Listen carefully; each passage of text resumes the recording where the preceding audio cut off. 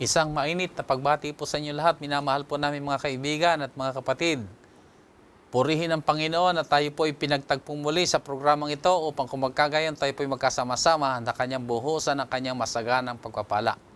Muli po ay makakasama natin si Pastor Tornalejo sa ating pag-aaral. Magandang araw din, Pastor Ben. Purihin ang Panginoon na tayo makapagpatuloy.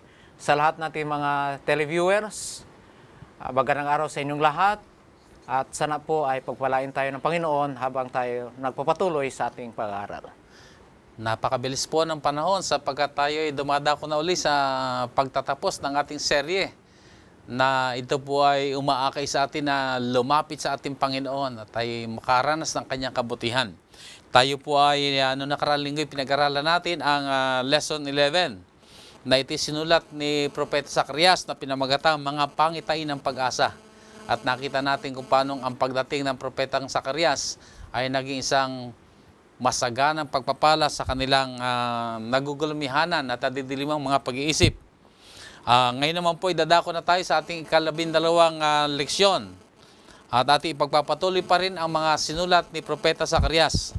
At ang ating paksa ngayon ay pinamagatang ang pinakamagandang regalo ng langit. Ating pag-aaralan ang napakaganda at napakabuting regalong ito na ating naging karansan. Sa ating leksyon ito ay ating maunawaan na ang pagkakasugo sa Mesiyas dito sa sanlibutan ng ultimong regalo na tinanggap ng sanlibutan. Makikita rin natin dito ang marami mga propesiya tungkol sa pagdating ng Mesiyas. At muli ang paanyaya ng ating Panginoong Hesus, ng ating Panginoon Diyos na hanapin natin ang Panginoon at ay makakasumpong ng kaligayahan, kapayapaan at buhay na walang hanggan. Muli dadako tayo sa ating pag-aaral at ito ipapasimula natin sa pamamagitan ng panalangin. Tayo po'y manalangin.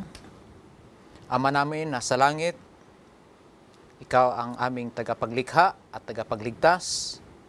Purihin ang iyong pangalan sapagkat Ikaw ay mahabagin at puno ng pag-ibig sa bawat isa sa amin. Ngayong Ama, muli kami lumalapit sa inyo, humihiling ng iyong patnubay habang kami mag-aaral ng aming leksyon.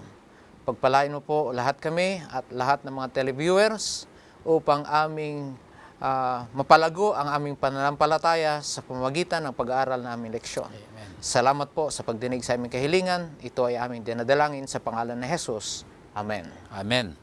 Ngayon po idadako na tayo sa ating pag-aaral at pasimulan po natin ito sa pamamagitan ng pagtunghay sa ating susing talata na ito po'y makikita sa aklat ng Zacarias, Kapitulo 9, talatang 16. Ganito ang wika.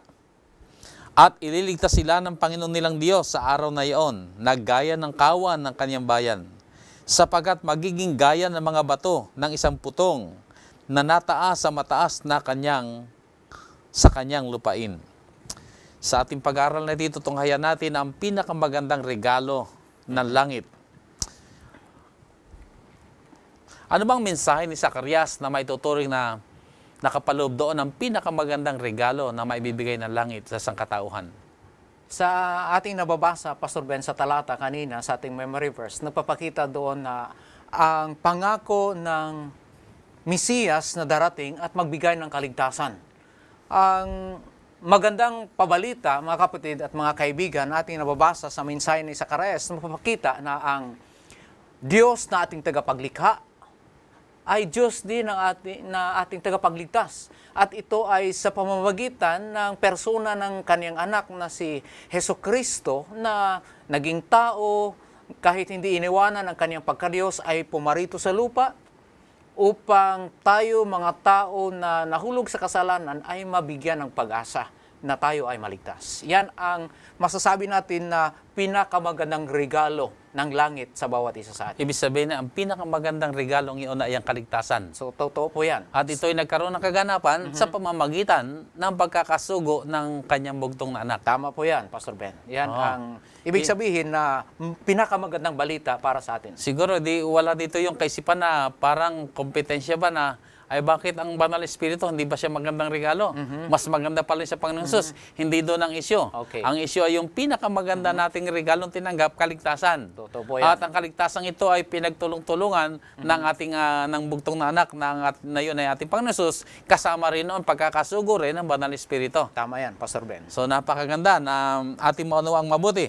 Now, ano ba ang pangitay ni Zacarias tungkol sa hinaharap ng Jerusalem?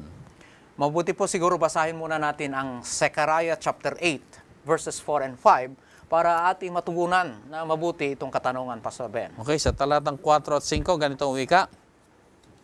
Ganito ang sabi ng Panginoon ng mga hukbo. Tatahan pa ng mga matandang lalaki at babae ang mga lansangan ng Jerusalem. Bawat tao na may kaniyang tungkod sa kanyang kamay dahil sa totoong katandaan. At ang mga lansangan ng bayan ay mapupuno ng mga batang lalaki at babae na naglalaro sa mga lansangan niyaon. Ito, Pastor Ben, sa ating nabasa sa talatang ito, nagpapakita ng isang larawan ng katahimikan, isang larawan ng kapayapaan at kaligtasan. Parang makikita natin na pinipicture ni Zacarias yung Jerusalem na magiging safe and secure. Hindi lang ito sa context ni Zacarias, kundi ipinapakita din dito yung eschatological fulfillment. Ang ibig sabihin na pangarap ng Panginoon na maging mapayapa, maglago ang Jerusalem sa kanilang kapanahonan ni Zacarias. Ngunit ang masasabi natin na katuparan na higit or final fulfillment nitong pangitain ay doon na sa tinatawag natin na bagong Jerusalem, Pastor Ben. Sa madaling sabi ay ito'y nagsisilbing napakalaking inspirasyon sa kanila sapagkat ating pinag-aralan noong nakaraang linggo. Ang pagdating ni Propeta Zacarias ay talaga sila'y ligalig. Sila'y balisa. Totoo yan. Sila'y nahihintatakutan sa kanilang kalagayan. Pero ang mensaheng dinadala ng Panginoon dito ay maglalaro yung mga bata, mga walang problema, nag-i-enjoy sila. Sila'y malayang gumagalaw na walang katatakutan. At yung kalagayang yun ng Jerusalem ay isang larawan din na ipinapaunawa sa atin ang magaganap pag dumating na ang bagong Jerusalem. Totoo yan. Magandang pagkalarawan, Pastor Ben, mga kaibigan, kasi yung mga matatanda, yung mga bata, doon sa lansangan. Kasi pag hindi safe, hindi secure, hindi tayo maglabas sa lansangan. Itong paglalarawan na naglalaro sa lansangan, nanahan doon sa lansangan, ito ay isang larawan na nagpapakita ng security. Walang banta ng panganib. Kasi malaya lang sila naglalaro sa kalsada. Okay. Totoo Ay yan. dito sa atin ay kahit may mga security, pero kuminsan may mga sasakyan dadaan, ay kuminsan nagugulat tayo pagka nakita natin na may sakit yung bata natin naglalaro. Pero dito ipinapangako ng Panginoon na wala nang pagkatakot at wala nang pangamba na dapat nilang alalahanin. Totoo yan. At ito magaganap doon sa Jerusalem. Yung salita bang Jerusalem, may kahulugan ba ito? Ang Jerusalem ito ay masasabi natin na hindi lamang sa literal na Jerusalem doon sa Palestine. Ito ay naglalarawan ng eschatological fulfillment na itong the Holy City of God.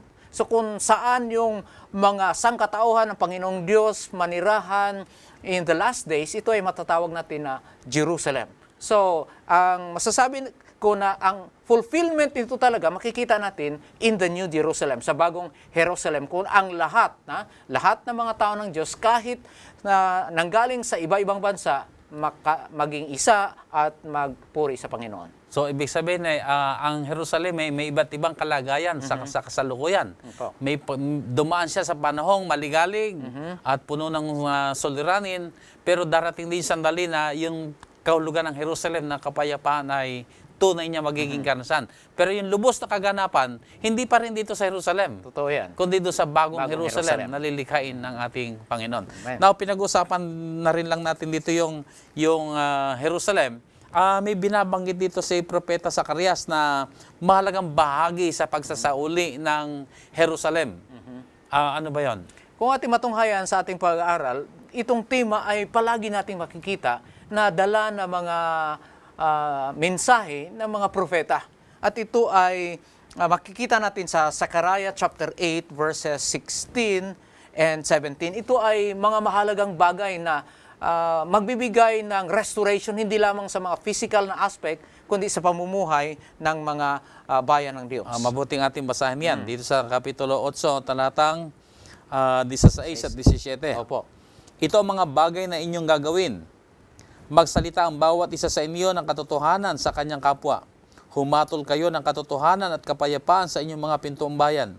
At huwag mag-isip ang sino man sa inyo ng kasamaan sa inyong puso laban sa kanyang kapwa. At huwag ninyong ibigin ang sinungaling na sumpa, sapagat ang lahat ng ito ay mga bagay na aking kinapupuotan, sabi ng Panginoon. Yan, Pastor Ben, nakikita natin dyan, atin nabasa, na ito ay nag-imply din or nagsasabi sa kaugnayan ng ating profesyon o ng religion sa ating buhay. Kung ating masdan, itong mensahe na kailangan tayo mamuhay na matuwid, we should be humble, we should love justice, we should show mercy, at yung ating mga gawa sa buhay dapat na maging matuwid. Ito ang palaging panawagan ng Panginoon sa pamagitan ng kanyang mga propeta sa kanyang bayan sa Jerusalem at sa Israel at gayon pa man sa atin sa kasalukuyan. Ano bang intensyon ng ating Diyos dito sa Jerusalem? Lalo tigit sa kanyang pagkakahirang sa kanya.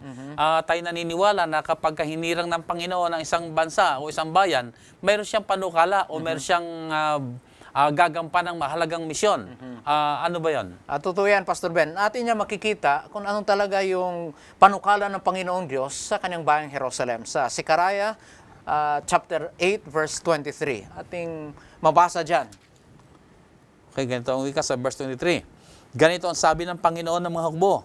Sa mga araw na iyo'y mangyayari na 10 lalaki sa lahat ng wika sa mga bansa ay magtatanganan. Sila nga'y magsisitangan sa laylayan niya na Hudyo, na mga nagsasabi, kami ay magsisiyaong kasama mo sapagat aming narinig na ang Diyos ay kasama mo. Yan, dyan natin makakita, Pastor Ben.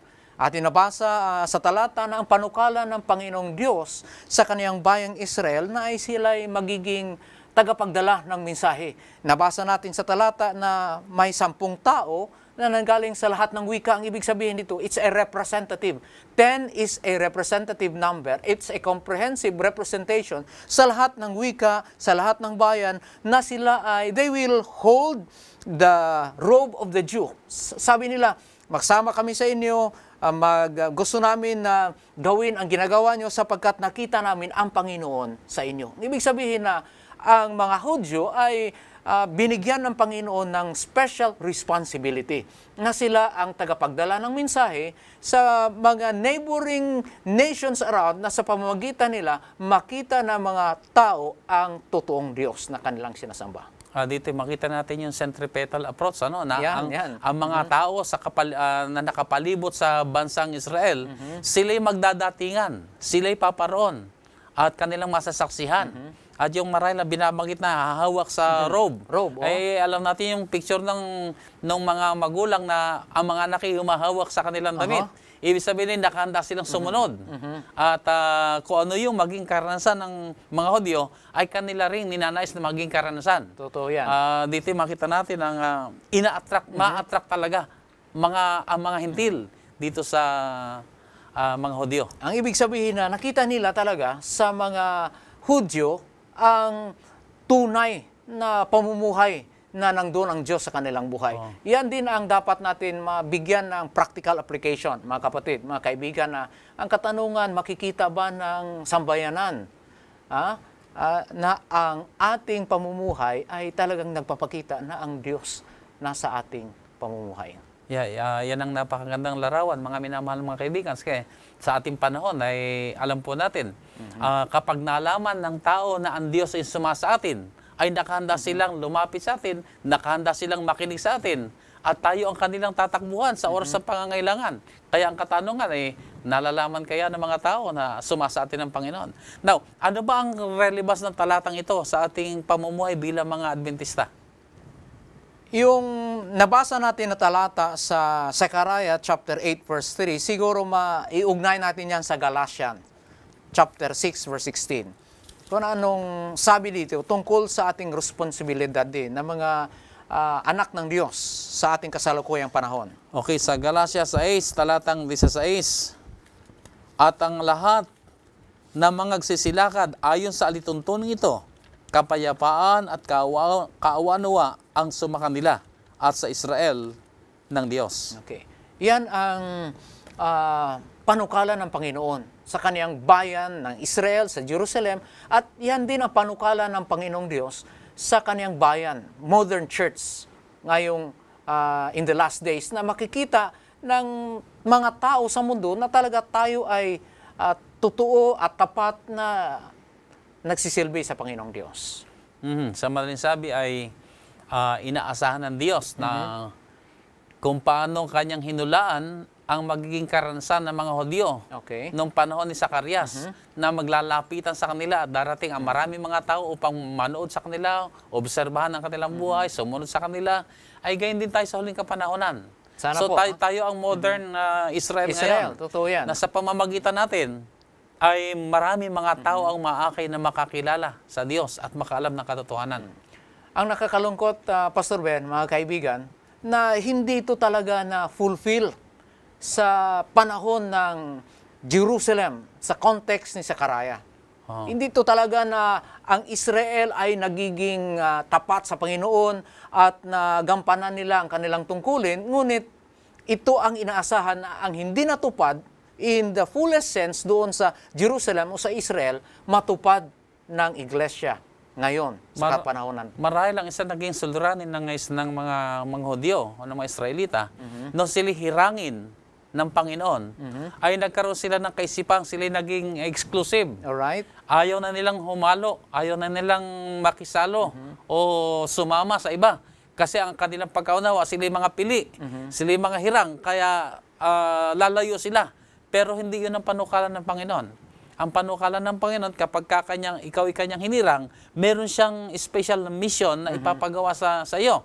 At sa ating pag-aaral ay nakita natin, isa sa mahalagang gawain ng mga hinirang ng Panginoon ay sa pamamagitan nila, ang mga tao ay makaalam ng tungkol sa ating Diyos at sa kanyang mga alituntunin. Yan ang kabiguan ng mission ng Israel sapagkat hindi nila talaga naunawaan kung anong panukala ng Diyos sa kanila.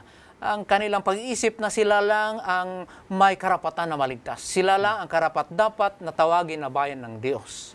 Ngunit, ang panukala talaga ng Panginoon na sila ay magdala ng mensahe. Sa atin kapanahonan ngayon, yan din ang dapat nating bigyan pansin. Na hindi natin dapat isipin na tayo lang ang may karapatan sa kaligtasan. Tayo lang ang mga chosen people of God, yung iba, wala na yun. Nagkaroon lang tayo ng karapatan na tayo yung nauna. Yan. Pero ang panukala ng Panginoon sa pamamagitan natin ay makakarating din sa lahat ng mga bansa ang pabalita ng ating Panginoon. Totoo yan. At sana yung kabiguan ng Israel, hindi rin sana maging kabiguan ng iglesia ngayon. At yun nga, binanggit mong kabiguan, kapag ang ating pamumuhay na alam natin ng salita ng Panginoon, may pagkakilala tayo sa Kanya, may pagkaunawa tayo kung ano ang mga mensaheng ating dinadala, at hindi natin ito ginagawa, ay di para rin tayo mga kagaya ng mga Israel na nabibigo na gampanan ng kanilang misyon. So masarap mga minamahal ko mga kaibigan at mga kapatid na tayo ay mga pinili, tayo mga hinirang. Pero wag natin kakalimutan, may layunin ng Diyos kung bakit tayo pinili. Tama kung yan. bakit siya tayo tinawag. Meron siyang special mission sa ating lahat. At sana po mga kapatid, hindi lang natin ma-enjoy ang pagiging pinili, kundi enjoy din natin ang maglingkod sa Kanya. Amen. At gampanan natin ang mahalagang misyon na Kanyang iniatang sa ating mga balikat. Amen. So dito pa sa ating patuloy na pag-aaral, balikan natin ang karanasan ng ating Panginoon nung siya dumating dito sa lupa. Alam natin kung paano siya dumating, na hindi naman siya dumating na yung makaharing ipinanganak sa isang magandang lugar at sinamba na kagad ng mga tao sa kanyang kagandahan, hindi naman eh. Pero meron din isang larawan ng ating Panginoong Hesus na siya sumakay doon sa donkey. Asno ba yun? No? Oo, sa asno. At may mga tao rin na inihanda rin ang kanyang daraanan at nagpapahayag na siya yung Mesiyas. Opo. So, paano mo ipapaliwanag sa atin itong ganitong larawan? Ito masasabi natin na pangitain ni Zacarias tungkol sa Mesiyas or this is a messianic prophecy. Ito ay naglalarawan sa Mesiyas na darating. Pero mabuti siguro, Pastor Ben, basahin natin muna sa Zechariah chapter 9 verse 9 sa pangitain ni Zechariah tungkol sa Mesiyas na parating. Okay, sa Kapitulo 9, talatang 9. Magalakang mainam, o anak na babae ng Sion. Humiyaw ka, o anak na babae ng Jerusalem. Narito, ang iyong hari ay naparirito sa iyo. Siya'y ganap at may pagliligtas. Mababa at nakasakay sa isang asno, sa isang batang asno na anak ng asnong babae. Itong pangitain ni Zacarias, ito ay naglalarawan sa parating pa na Mesiyas na si Jesus Christ. Ngunit nakita niya at linarawan kung ano yung triumphal entry ni Jesus Christ. At ito ay mababasa din natin sa Bagong Tipan. Pakibasa nga, Pastor Ben, sa Matthew chapter 21 verses 5 and 9. Kung paano itong pangitain ni Zacarias sa chapter 9 verse 9 ay natupad dito sa Matthew 21 verses 5 and 9. Okay, basahin ko sa talatang 5 at 9. Sabihin ninyo sa anak na babae ng Sion, narito ang hari mo'y pumaparito sa iyo, na maamo at nakasakay sa isang asno, at sa isang batang asno na anak ng babaeng asno. Verse 9, at ang mga karamihang nangauna sa unahan niya, at ang nagsisunod ay nagsisigawan na nagsisipagsabi, Hosana sa anak ni David, mapalad ang pumaparito sa pangalan ng Panginoon, Hosana sa kataas-taasan. Kung natin ma-compare yung paglalarawan sa Zechariah chapter 9 verse 9 at dito sa Matthew 21 verse 5 and 9, pareha yung pagka-describe. Iisa yung tinutukoy. Isang tinutukoy si Jesus Christ. At ito ang context natin, masasabi natin na may kaugnayan din sa panahon ni Jesus Christ at sa panahon ni Zechariah. Kasi sa panahon ni Zechariah, yung mga taga-Jerusalem ay naghahanap ng kasiguruhan, naghahanap ng kaligtasan. At sa panahon din ni Jesus Christ sa Matthew, ang mga Israelitas ay naghahanap ng political stability against the Romans. So, ang kanilang isip na ang kanilang inaantay na Mesiyas ay maging liberator nila sa larangan ng politika. Subalit sila ang nagkamali. Hindi, yung expectation nila hindi natupad, Pastor Ben. Binanggit ko kanina na ang ating Panginoon Jesus ay dumating, ay pinanganak siya sa sabsaban. Ano? Okay. Totoo yan. Hindi siya dumating na sa kanyang makaharing kapangyarihan at kalalagyan. Pero bago dumating yung kalagayang siya ipapako na sa cross, itong tinatawag na triumphal entry, ay kinilala naman siya at na siya yung Mesiyas na ang tao sumisigaw, Hosana sa anak ni David. At dito makita natin na ang mga tao ay tumitingin talaga na mayroong tagapagligtas na gagawa ng pagliligtas sa kanilang kalagayan, sa kanilang abang kalagayan. Kaya lang ay nagkaroon ng ibang pagkaunawa. Malinaw ang propesiya ni Zacarias tungkol sa kanyang pagdating. Eksakto sa kalagayan, maski yung sinakyan niya ay maliwanag na siya talagang tinutukoy. Pero ibang naging pagkaunawa naman ang pagpapakahulugan ng mga Israelita. Ang kanilang pag-uunawa, isang political kingdom ang itatayo ni Jesus Christ sa panahon na yon. Yung kanyang sandali na yon na ang mga tao ay naglalagay pa ng mga dahon at mga bulaklak sa kanyang dinadaanan, yung kanyang nakagising sa maraming mga tao na ito na siguro yung kanilang hinihintay. Totoo yan. Yan ang kanilang isip na ito na yung ating tagapagligtas mula sa mga oppressors natin. Yung ating prophesy ni Zechariah sa chapter 9 verse 9, ito na talaga yung katuparan nito at tayo ay maging matagumpay na. Subalit sila ay nagkamali. Kasi hindi political, literal kingdom ang itinayo ni Jesus Christ, kundi isang spiritual kingdom ang itinayo ng Panginoong Hesus. Dito kasi makikita natin yung kanilang kagalakan, yung kanilang katuwaan. Ito na. Pero alam natin ang kwento na itong ng ating Panginoon Hesus. Ilang sandali lamang ay yun na yung pagdaan niya sa sakripisyo na ipapako na sa cross. So kung merong mga nabuhayan ang loob at biglang tumingin ng may pag-asa, tuntua, pero bigla rin nawala yun eh. Kasi nakita naman nila rin na matay din yung Mesiyas na kanilang hinihintay. So paano ito nagbigay ng pag-asa pa rin sa kabila ng nakita nilang pinako ang ating Panginoon Hesus? Okay. Basahin muna natin, Pastor Ben, ang Zechariah chapter 12, verse 9 and 10. Okay, sa Zacarias Kapitulo 12, talatang 9 at 10.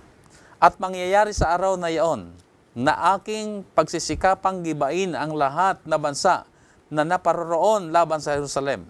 At aking bubuhusan ang sambahayan ni David at ang mga mananahan sa Jerusalem ng espiritu ng biyaya at ng daing. At sila'y magsisitingin sa akin na kanilang pinalagpasan at kanilang tatangisan siya na gaya ng pagtangis ng sabugtong na anak at magiging kapanglawan sa kaniya na parang kapanglawan sa kaniyang panganay. Kung ating mas mabuti yung mga talata na ating nabasa, yung hangarin ng mga tao sa Jerusalem, matutupad rin. Subalit sa ibang paraan. Yung kanilang ine-expect ay political king, yung prinsipe o hari na maging tagapagligtas nila laban sa mga bansa na nag-opress sa kanila, ito ang kanilang goal na matupad. Subalit sila ay na-disappoint sapagkat si Jesus Christ na crucified. Sabi pa nga, ngunit siya din ang maging matagumpay. Sa nabasa natin sa verse 9 na ang lahat na mga bansa na lumalaban sa Israel ay matalo sa pamamagitan ni Kristo. In other words, yung crucifixion, makita ng mga Hudyo na itong kabiguan nila, sa huli-hulihan, ito pala yung tagumpay. Sapagkat yung tagumpay ni Jesus Christ, hindi lamang isang masabi natin na physical na tagumpay, kundi is a spiritual triumph. At lahat ng bansa na naglalaban against Israel, sila ay masasabi natin na mawala. They will be destroyed. Sila ay babagsak. Sa madaling sabi ay ang pagtatagumpay na ginawa natin Panginoon Hesus dito ay hindi lamang doon sa karanasan ng Israel na yung mga tao sa palibot ay hindi na sila awayin. Hindi ganoon ang kaisipan. Kundi ang paghaharing gagawin ng ating Panginoon Hesus ay spiritual na lahat ng mga bansa ay kikilala na siya ang Panginoon ng mga Panginoon. At ang magiging kapakinabangan naman dito ng Israel ay sa kanila nagmula. Sa lahi ni Abraham, ayon sa pangako, na sa kanila manggagaling ang pinahiran o ang siyang Panginoon na siya magiging hari ng mga hari at Panginoon ng mga Panginoon. May makuha din tayo dito, Pastor Ben, mga kaibigan, na sinabi na natin kanina, messianic prophecy.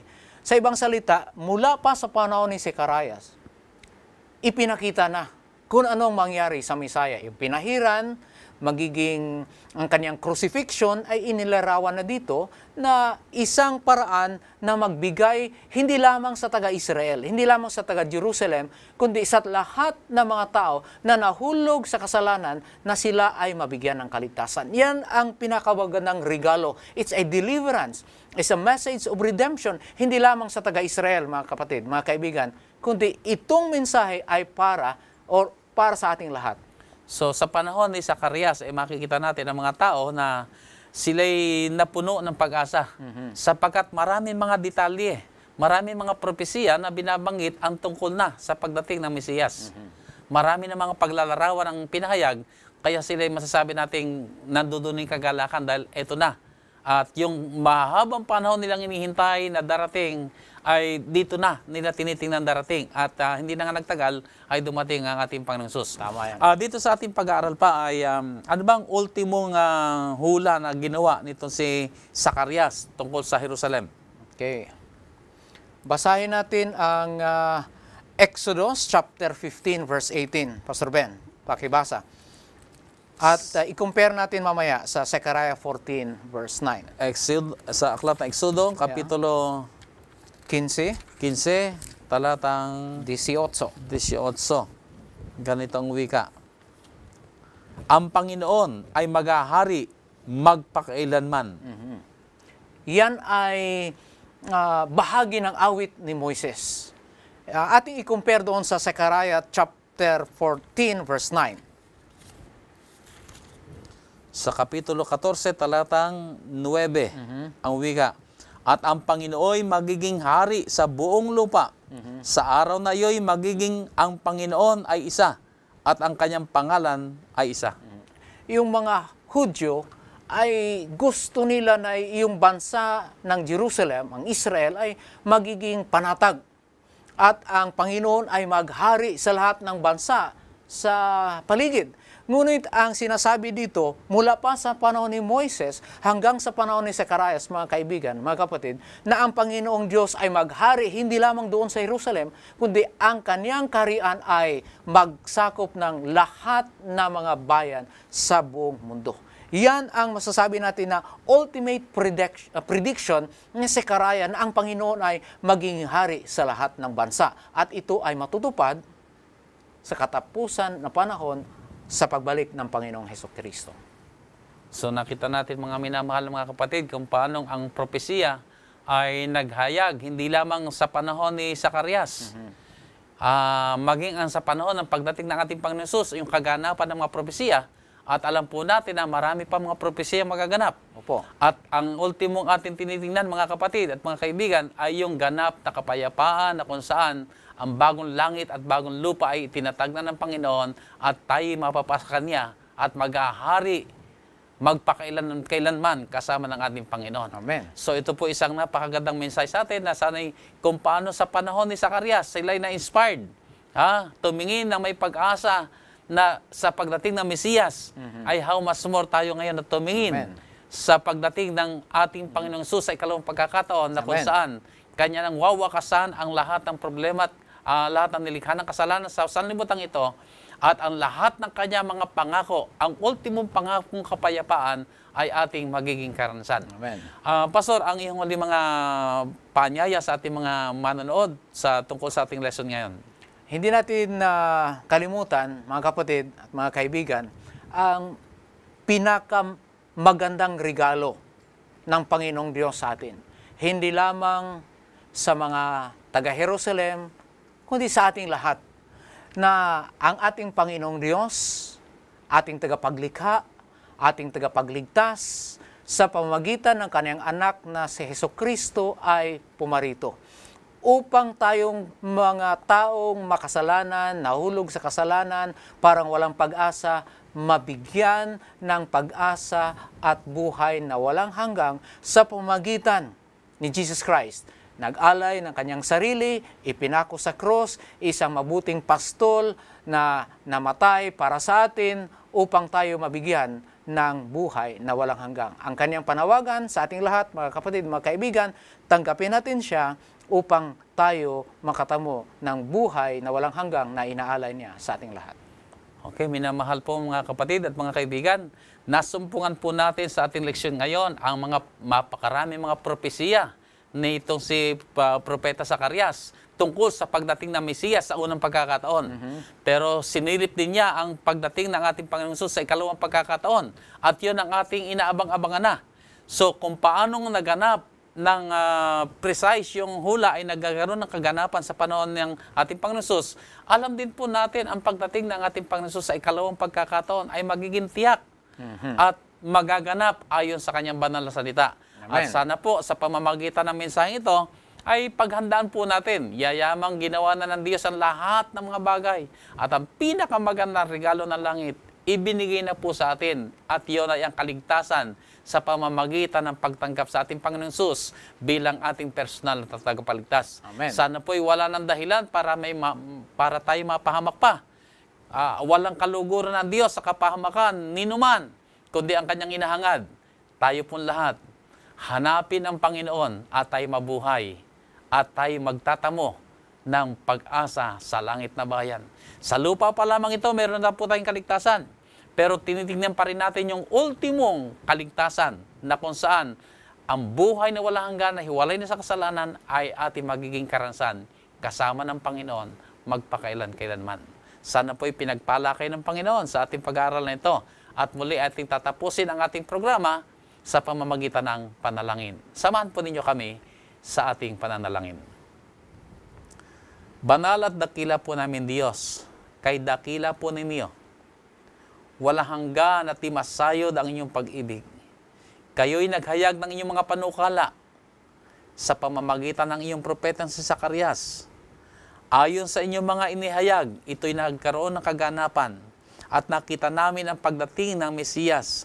At ang mga paglalarawan sa kanyang pagdating na iyon ay nagbibigay sa amin ng pag-asa na kung paanong siya'y dumating ng una upang gumawa ng kaligtasan, siya'y muli magbabalik sa ikalawang pagkakataon upang kung magkagayon, makapamuhay na kami ng hiwalay sa kasalanan at ang ganap na kapayapaan, ang ganap na inyong pagliligtas ay aming maging karansang makakasama namin kayo na mukhaan at kayo'y aming pararangalan na kayo ang Diyos ang palagian ng maluluwalhati sa aming mga buhay na hindi na kami mapapahiwalay pa sa inyo magpakailan-kailanman. Ito, Panginoon, ang aming pag-asa. Ito ang aming dalangin. Pagyamanin niyo po kami, Panginoon, sa inyong pag-ibig at kabutihan. Palaguin niyo pa po kami, Panginoon, sa pananampalataya. Kayo, O Diyos, ang siya maghanda sa bawat isa amin na kami maluwalhating sasalubong sa inyo upang manahin namin ang langit na bayan. Amen. Salamat po sa pagtugon sa aming mga dalangin. At muli, Panginoon, ang aming pamanhik. Patungan po ng inyong makapangyarang kamay ang lahat po ng mga kasama namin ngayong nanonood ng programang ito. Saan man sila naroon naman, Diyos, papag-apuyin niyo po sa kanilang puso ang pag-ibig at ang kagalakan na kayo, Diyos, nag-ahari sa kanilang mga buhay. Amen. Palagi niyo pong dinggin ang kanilang mga dalangin. At bawat araw na lumilipas, patuloy lamang kaming akayin na kami patuloy na lalakad na kayo ang nag-ahari sa aming mga buhay. Salamat po sa pagtugon sa aming mga dalangin sa pangalan ng aming Panginoong Hesus. Amen. Amen. Muli po ay maraming salamat na sinamahan niyo po kami sa programang ito. Ako po ay nagagalak na sana po ay sa darating pa mga linggo, tuloy-tuloy po tayo na magsama-sama. At ako po ay naniniwala ang masaganang pagpapala ng Diyos maghahari po sa ating lahat. Isang tanging pagbati po sa mga nariyan sa British Columbia. Ilang araw lamang po at nariyan na po kami sa inyong lugar. Magkita-kita po tayo at pagpalain tayo lahat ng ating Panginoon. Maraming salamat po sa inyong lahat ng mga nanonood. Saan man kayo naroon, ang masaganang pagpapala ng Diyos managana po sa inyong lahat. Maraming salamat at magandang araw sa inyong lahat.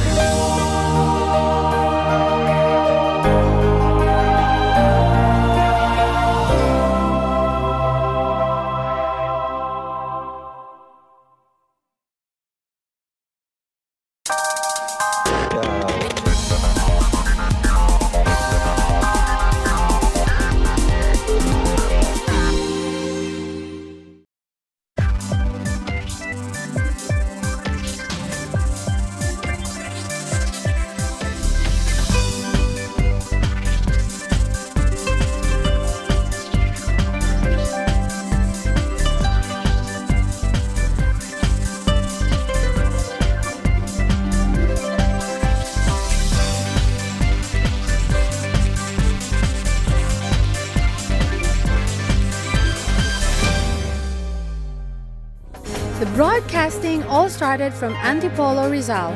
Back then was Channel 45. Hope Channel Philippines Luzon embraced the challenge of the television ministry at North Philippine Union Conference on December 2011.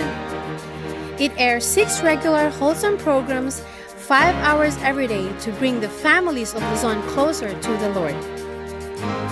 But it has not been that easy. The beginning of a modern ministry came to life when people with the same passion for God's work gathered and started planning for the ministry. That time they thought it would be impossible.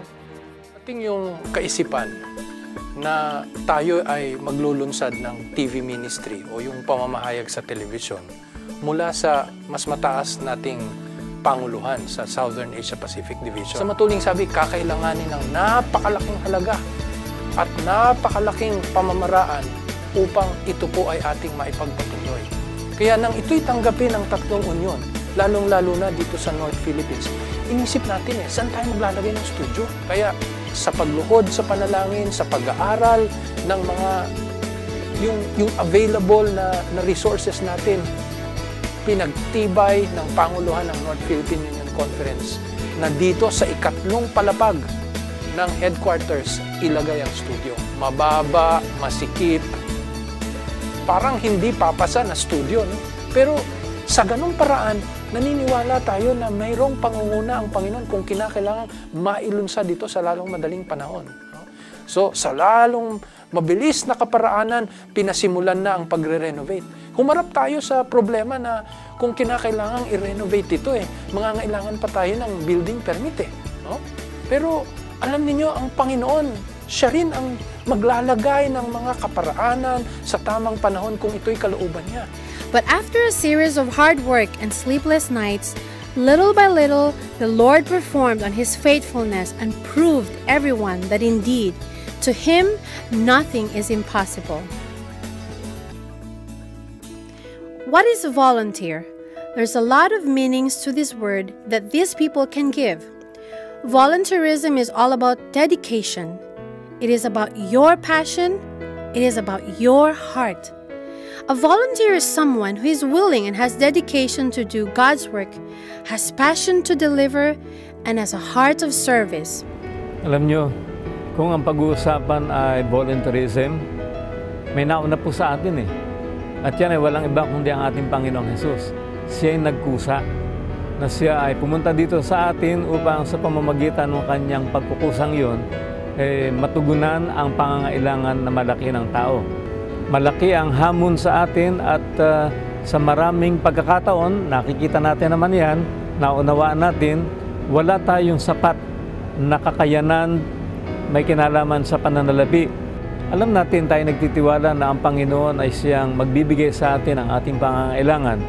Pero sa kapanahonang ito na marahil sinusubok ng Panginoon ang ating pananampalataya at hindi natin alam kung kailan tayo magkakaroon ng sapat na kakayanan sa pananalapi sa gawain ito upang ang gawain ito ay mabilis nating mapalaganap at matapos ang ipinagkaloob sa atin na tungkulin ng ating Panginoon na walang iba kundi ang pangangaral ng Ebanghelyo. Alam na Diyos kung saan naroon ang inyong puso. Bilang voluntaryo sa Hope Channel Philippines, una, ako'y nagpapasalamat sa Panginoon ako ay napabilang dito. Kaya, ang mahalaga ho dito bilang kabahagi ng Hope Channel, yung ating pagtatalaga, yung ating dedication. Huwag po tayong mag-atubili na suportahan ang gawain po ng Hope Channel. Napakarami pong pagsubok ang aming naranasan nang kami po'y sumali dito. Naalala ko nga sa tuwing aming mapag-uusapan ni Edward, kung alalahanin po namin, ipinaranas po ito ng ating Panginoon upang ang ating pong gawain dito sa Hope ay lumago.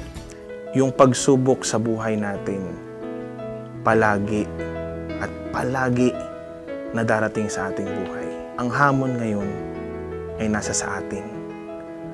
Kung ang mga hamon na ito ay ating titingnan sa isang positibong aspekto. Sa kabila ng anumang klaseng pagsubok ay nananatiling masaya sapagkat kami pong lahat, kaming mag-asawa, ay masayang nakapaglilingkod sa Kanya. Napakalaking hamon po sa bawat isa sa amin sapagkat marami pong mga maaaring pwede sa aming lugar. Maraming may mga kakayanan, subalit mas pinili po namin na maglingkod sa Panginoon sa pamamagitan ng maliliit na kaparaanan, maliit na kakayanan. Kayo po ay aming iniimbitahan na patuloy na suportahan ng Hope Channel Philippines. At alam ko po na sa pamamagitan ng inyong panalangin, sa pamamagitan ng inyong mga pagkakaloob, ang gawain pong ito ay magtatagumpay at ang Panginoon ay makikita natin sa alapaap ng langit. Kahit na anong challenges na inyong nararanasan, ay huwag natin kalimutan siya na siya lagi ang ating lapitan. Kapag siya lagi ang ating lapitan, alam niyo po, yung ating puso ay lagi ma-experience natin na masaya. Hindi rin namin naiwasan na mag-alala sa mga bagay na kailangan tulad ng pangailangan finansyal. So hindi na alis sa amin yung mag-alala. Pero maraming beses na napatunayan namin, ang Panginoon talagang the best. He is an on-time God. Ang humawak ng ganito kalaking ministeryo, yung magpatakbo ng TV channel ay hindi madali. Subalit sa tulong ng Panginoon at sa tulong ng suporta nating lahat, walang imposible sa Diyos. Mabuhay ang Hope Channel Philippines. The Hope Channel production will never be complete without the production set and the talents who dedicatedly gave their time and efforts in producing programs for Hope Channel Philippines Luzon. Everyone had talents that God has entrusted.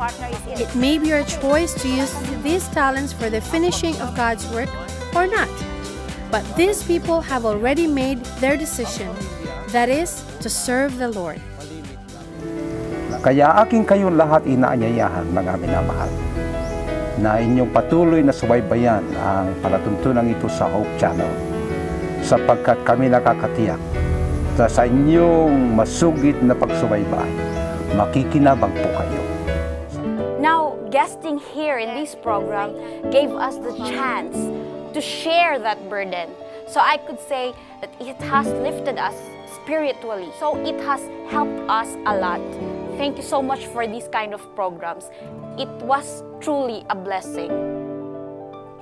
And during the shoot, naramdaman talaga namin yung kakaibang ambience na pinakita nila sa amin. Wala kang makikita sa kanilang parang nagagalit or what. Talagang mapaparamdam nila sa'yo na sige lang, okay lang yan. And then, hindi ko kasi ito nakita sa iba eh. One virtue that I found and saw in this crew is yung kanilang patience. And dyan sa virtue na yan, dyan mo makikita yung Christianity. Kaya nga mga kapatid, panoorin natin ang mga palabas dito sa Hope Channel Philippines. Kumpletos rekados ito, no? Lalo na ang mga family shows, ang mga spiritual shows, all of this, lahat ito ay makakatulong sa pagpapalago ng ating pananampalataya. Alam niyo ho, nung kami naimbitahan dito sa Hope Channel, meron hong kakaibang saya ho akong naramdaman. Kakaiba ho yung pakiramdam pagkasama mo ang buong pamilya mo na maglilingkod sa Panginoon. Maganda hong makita na ang ating buong pamilya ay sama-sama na maglilingkod sa Diyos. Kaya ho mga kaibigan, nais ko hong imbitahan ang bawat isa sa inyo na panoorin ang mga programa na hinanda ng Hope Channel Philippines. Dahil alam ko ho na hindi lang ho ito nagbibigay ng hope sa ating puso, kundi hope na mailigtas ang bawat pamilya natin sa kalungkutan at kasiraan. Hope Channel Philippines, mabuhay ka! The operations of Hope Channel Philippines Luzon will never be complete without the fuel that runs it. A project that encourages the brethren called 20 pesos or more was launched to support the financial need of this media ministry. In the wide scope of Hope Channel Philippines, you will find people who are without question in supporting the ministry, people who made a commitment to follow and push the ministry until the day the Lord comes back. Malaki po aking paniniwala na marami po pong gawain na dapat tapusin, lalo na sa panahon ito.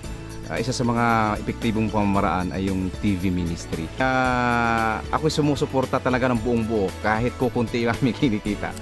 Mayroon kaming inilaan para po masuportahan po itong programang ito kasi naniniwala po ako kahit ako mangangaral din, mayroon pong mga lugar na hindi namin kayang mapuntahan at ito'y mapupuntahan po sa TV ministry. Iniimbitahan ko po ang lahat ng mga kapatid, no?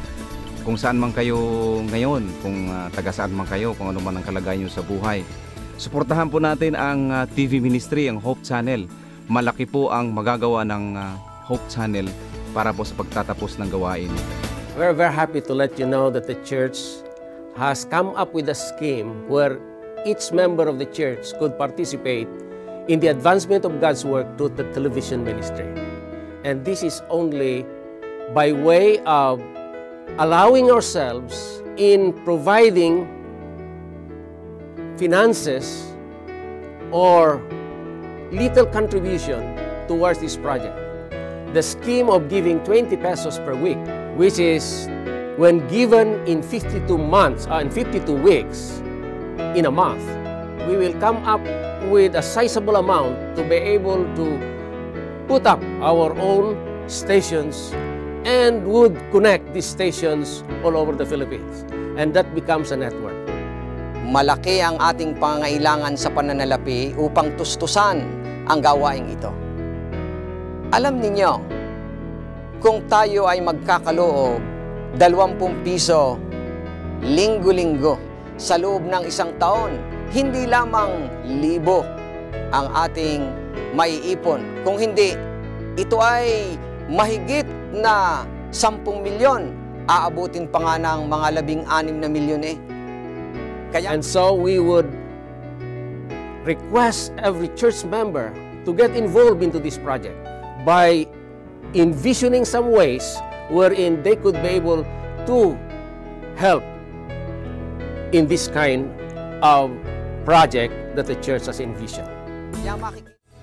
Kapag itong 20 pesos na ito ay nanggagaling sa ating puso at ito ay ating itinatalaga para sa gawain ng Panginoon, ang ating 20 pesos ay malaki ang magagawa para sa gawain ng Panginoon.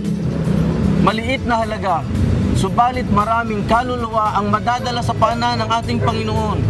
Maliit na halaga, subalit may liwanag na madadala sa kadiliman ng sanlibutan. Kaya't ako'y naniniwala na kung ito'y ating susuportahan, ang pagdating ng Panginoon ay para na rin nating napapadali. Akin pong sinusuportahan ang gawain ng Hope Channel sapagkat ang gawain na ito maraming kaluluwa na madadala sa paanan ng ating Panginoon sapagkat napakahalaga ang kaligtasan ng isang tao. Kaya mga kaibigan at mga kapatid, akin ko po kayong iniimbitahan na suportahan ang gawain ito ng Hope Channel. Ang pabalitang ito ay mapaabot sa mga tao upang tanggapin din nila ang ating Panginoong Jesucristo bilang kanilang tagapagligtas. Bawat 20 piso na ipagkakaloob mo, dadalhin sa impapawid sa loob ng bawat tahanan ang isang pag-asa na hindi masusumpungan sa anumang bagay. Kaibigan, sa bawat 20 piso na ibibigay mo, dadalhin natin ang katotohanan sa bawat tahanan. At sa bawat 20 piso, mag-asawa na lalong paigtingin ang pagmamahalan. Sa bawat 20 piso, maililihis natin ang maraming tao sa tiyak na sakit at kamatayan. Sa bawat 20 piso, ihahatid natin ang tunay na pabalita ng pag-asa sa tahanan. Ano pa kaya kung hihigitan natin ito? Tunay na lalong mas marami ang makikinabang sa pabalita na dala natin sa bawat programa dito sa Hope Channel. Kaibigan, dalangin mo na lalo kang bibigyan ng Panginoon sa bawat pagnanais mong makatulong, sa bawat pagnanais mo na makapagbigay. Dadagdagan ng Diyos ang iyong maaring ipagkaloob sa Kanya.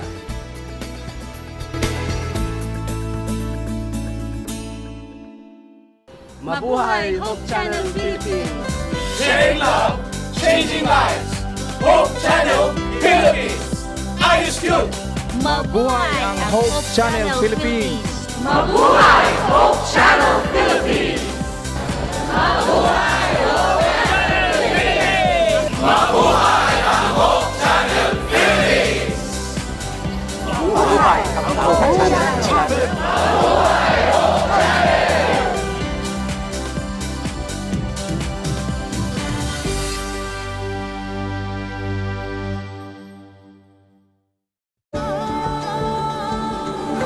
Family-friendly, global vision, and a holistic approach to thinking and living, unlike any other media source on the planet. Welcome to Hope Channel. Every hour of every day, any family member can watch. Hope is educational, inspirational, focusing on lifestyle and health, and offering programs for young and old alike that teach culture, positive values, and spirituality. It takes a global network to be in touch with planet Earth's global community. Hope broadcasts everywhere in the world with 7 global channels, and we're affiliated with more than 50 media production centers on 6 continents. The result? Hope Channel provides a diverse cultural programming mix in many of the world's major languages. Hope is more than great television. It's also part of an international conduit of educational institutions, churches, retail outlets, and hospitals that represent a solid economic base. And Hope Channel viewers are loyal, encouraging friends and neighbors to watch. Why? Hope viewers believe that Hope Channel not only enhances living, but changes lives through its compelling lineup of programs. Documentaries taking your subscribers around the world and back through time, visiting places where history was made. Fascinating biographies that open up the lives and times of people who made a difference in society. Travel programs that transport the viewer around the world, demonstrating how people work together to make a better planet. Inspirational programming challenges viewers to experience the joy of discovering faith values and offering spirituality as an important part of a balanced lifestyle. Health and lifestyle programs teach disease prevention and make healthy living simple and attractive. Hope Channel programs provide invaluable support for developing healthy relationships and strong communities. Diverse and positive programming. A global infrastructure and network. A commitment to family-friendly programming 24 hours a day, 7 days a week. This is Hope Channel, your source for quality of life programming.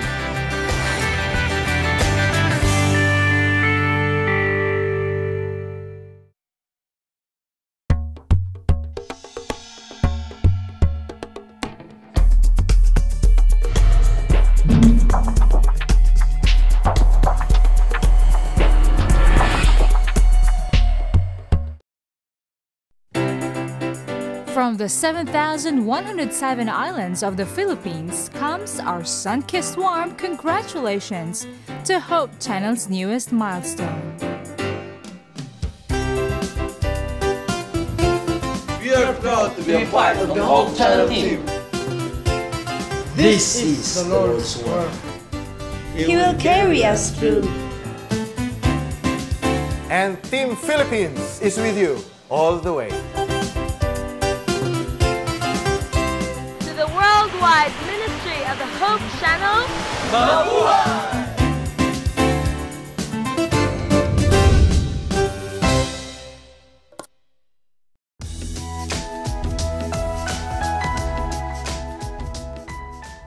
The issue of domestic violence is often approached from the perspective of women, usually men abusing women. But I wonder, Willie, are there cases of men being abused by women? Indeed, about 25% of the reported cases of abuse, it's of men being abused by women. Of course, the larger portion is women being abused, 75%. And every time it happens, it's a serious matter, and we need to take it seriously. If people tell us they're being abused, we need to believe them. Absolutely. Whether it's a man or a woman, we need to get them help immediately.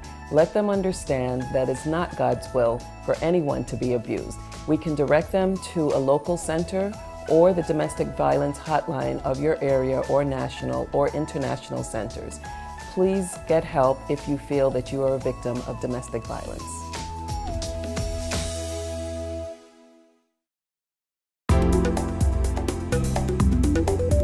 Are you taking more and more of a particular substance to feel good?